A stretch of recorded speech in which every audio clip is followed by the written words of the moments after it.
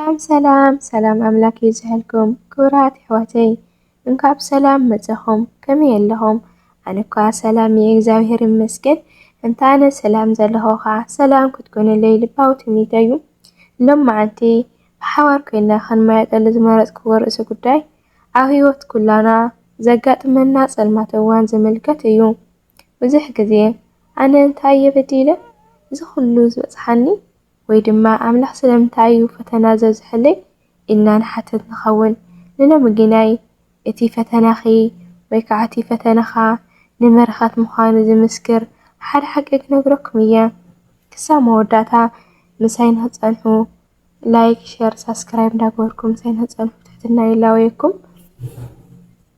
ንሎሚ መዓልቲ ሒዘልኩም መፅየ ዘለኹ ዛንታይ ድማ ታሪኽ እቲ ወርቂ እያ ትብል። ሓንቲ ወርቂ ክሳብ ክንደይ ጽብቕቲ ኮይና ኣብ ክሳድ ሰብ ከም ትእሰር ንፈልጥ ኢና። ግና ኸ እታ ወርቂ እቲኣ ቅድሚ ጽብቕቲ ምዃና ኣብ ውዑይ ሓዊ ተጣቢሳ እያ። እቲ ዝሕረር ሓዊ ንወርቂ ኣይጥፋእን፣ የግዳስ ካብቲ ርስሓታ የጽርያ። ህይወትኪ ህይወትካ ድማ ከምኡ እያ። ሕጂ ዘለኻሉ ሓዊ ኣምላኽ ስለ ዝጸልአካ ዘይኮነስ ካባኻ ዝበለጸ ንጽህና ወርቂ ንምውፃእ እዩ። ካብ መጽሓፍ ቅዱስ ታሪኽ ዮሴፍ ንዘክር ኣሕዋቱ ሸይጠሞ ተኣሲሩ ተበዲሉ ግና ኸ እቲ ኩሉ ስቓይ ንመላእ ግብፂ ንምድሓን መንገዲ ነበረ። ዮሴፍ ኩሉ ንጽቡቕ እዩ ኢሉ ስለ ዝኣመነ ካብ ቤት መእሰርቲ ናብ ቤት መንግስቲ ኣረገ። ክቡራት ኣሕዋተይ ሎሚ ዝተዓፀወ ማዕጾ ጽባሕ ዝዓበየ በረኸት ሒዙ ክመጽእ እዩ። ጸሎትኪ ጸሎትካ ዝዘንግዕን እንተመሰለኪ ኣምላኽ ጌና ኣብ ግዚኡ ይምልሶ እዩ።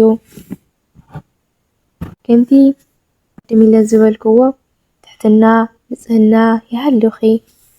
ሰብ ክብድለና ከሎ ኣምላኽ ግን ክኽሕሰና እዩ።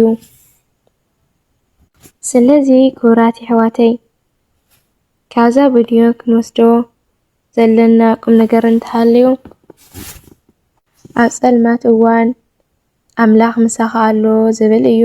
ኣምላኽ ንዝተሰበሩ ኣጽናዕኒዑ ተስፋ ንዝቆረጹ ብርሃን ይኾኖም እዩ።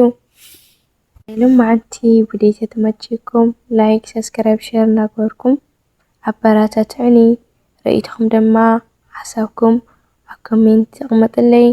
ብኻሊእ ትሕዝቶ ክሳብ ንራኸብ ሰናይ እዩ።